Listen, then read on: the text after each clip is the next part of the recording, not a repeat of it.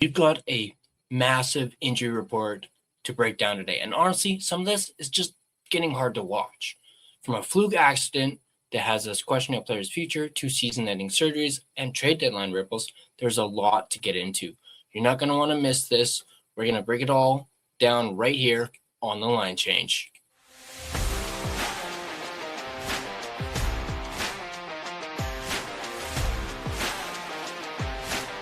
Announcer here, play-by-play for the Edmonton Canucks. You've got it locked in the line change. A Vancouver Canucks podcast.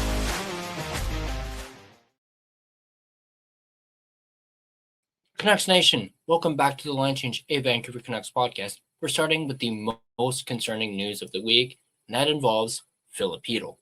Chytil just can't catch a break. He was finally back at practice last week wearing that familiar non-contact jersey after missing time with migraines before the Olympic break, then a fluke catastrophe, an errant puck deflecting off of a defenseman's skate and hitting Chytil square in the head. Yeah, another head injury for Chytil. Head coach Adam Foote has confirmed it is a facial fracture, so almost very similar to what happened to Zeev Buium, but it's happened to a guy who's suffered multiple concussions throughout his NHL career. Now, Adam Foote said this on Friday. Yeah, he's got a facial fracture. I think it went off one of our defensemen's skates and skipped up. Really, that's some bad luck for him. No freaking kidding, it's bad luck. Now, Foote did say that there is a chance he may not need surgery. He's seeing a specialist for the final verdict on that, but he is or has been ruled out indefinitely. Not that we were surprised by that. Look at the numbers. Since the JT Miller trade last January, the Canucks have played 88 games because of 4 separate injury absences, including a concussion, and now this.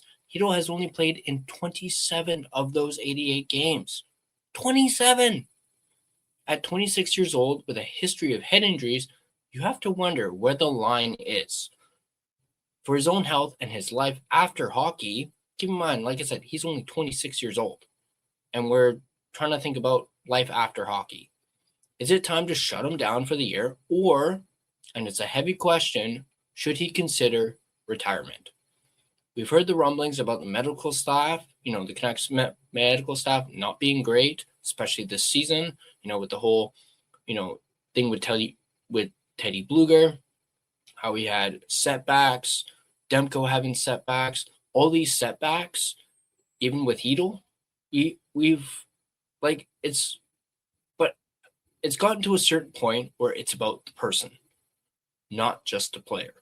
We want what's best for Chytil, the human being. And right now, that might mean stepping away. Just a thought of that. I think it's about time to at least maybe consider it or maybe even bringing it up to Chytil. I know at the end of the day, it is probably his decision, but the guy can't stay healthy. And, 27, only being able to play in 27 of 88 games since being traded to the Canucks is really, really bad. Now, moving towards the youth. I know that's kind of funny to say considering Chytil's only 26 years old, but we're talking about a guy who's a lot younger than Chytil. We have another official shutdown. That is, of course, Jonathan Lekkerimaki, who is set for season-ending surgery, shoulder surgery, that is. Lekkerimaki has dealt with a few injuries this season, including near the start of the season and again in December. Well, these were, I would say, more minor injuries. I know the one he had at the start of the season, I believe he ended up missing like a month of action.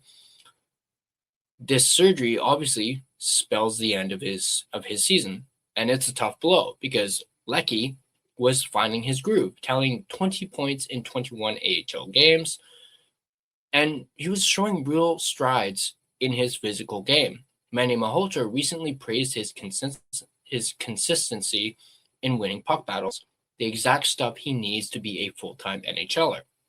We also saw him showcase some of that chemistry with Liam Ogren at the NHL level prior to the Olympics, and I know us Canuck fans, we're looking forward to seeing even more of that, perhaps at the NHL level, but it'll have to wait until next season, unfortunately. We'll be doing a deep dive soon on whether this season moved him closer to a permanent roster spot on the Vancouver Canucks, so be sure to stay tuned for that within the next coming days. On a slightly more positive note, Brock Boeser was back on the ice. He was in a red non-contact jersey due to an illness, but Adam Foote clarified that they were just making sure it wasn't a viral issue and not related to his previous concussion. Boeser was still skating on the top part of the unit alongside Pettersson, DeBrusk, Rossi, and Hronek. So obviously, Marco Rossi is going to be good to go for tomorrow, which is obviously good news. Zeev Buium is also expected to play Wednesday against the Jets despite wearing a full cage for his own facial injury. On the goaltending front, expect Tolopilo and Patera to suit up against Winnipeg. Kevin Lankinen is still dealing with travel delays back east. Apparently there was a storm and he has since been delayed, so he will likely be given a week off due to him coming back from Milan, and likely won't even back up on Wednesday. So no Lankinen for Wednesday, possibly against Winnipeg. Now, with only 5 games until the March 6th trade deadline, Adam Foote says that he hasn't been told to sit anyone for asset management yet. But we know how fast that can quickly change. Obviously, keep an eye on Evander Kane as well as Teddy Blueger and David Kampf. Those are obviously the main 3 that are likely to be moved between now and the deadline. But practice was spirited, though. We even saw Hronek and Höglander jawing at each other during a one-on-one battle. The intensity is there, but the health is the big question mark. What do you think the Canucks should do with Chytil? Is it time to shut him down for good this season, or time for him to finally hang up the skates? What are your thoughts on Buium being given the green light to play on Wednesday? We already know that Rossi has been given the all clear. Could we also see Boeser back in the lineup? Adam Foote did say that, he could possibly shed that red non-contact jersey at practice this morning, which will likely be out, or that you will likely hear about either before or after this video comes out.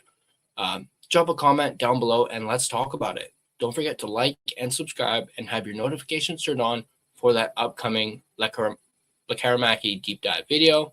I want to end this video by thanking the sponsors of this video, Gassy Jack Art, maker of that artwork you see behind me. You can check them out at gassyjackart.com.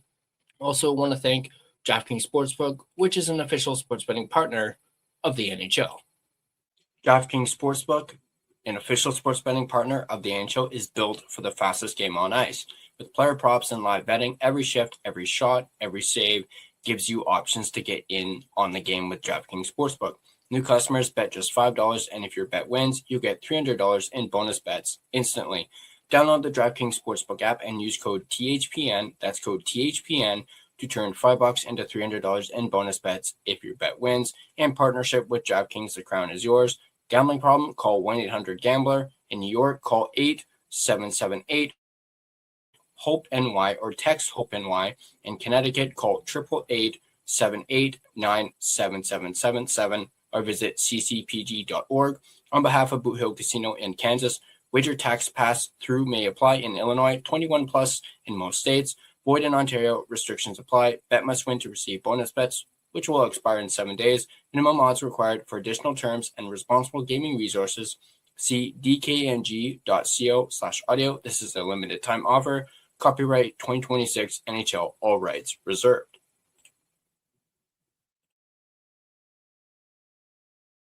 This video has been a presentation of both DraftKings Sportsbook as well as the Hockey Podcast Network. Be sure to check out the network for your favorite podcast covering your favorite team at thehockeypodcastnetwork.com, home of hockey podcasts where it's every team, everywhere. If you enjoyed this breakdown, make sure to smash that like button and subscribe to The Line Change for more daily coverage as we continue to count down towards the trade deadline. Also, be sure, as I mentioned, to turn your notifications on so you don't miss more in-depth analysis, as well as that Jonathan Lekaramaki video that will be coming out in the coming days. Once again, drop your comments down below. Thanks for tuning in, and I'll catch you guys on the next Line Change.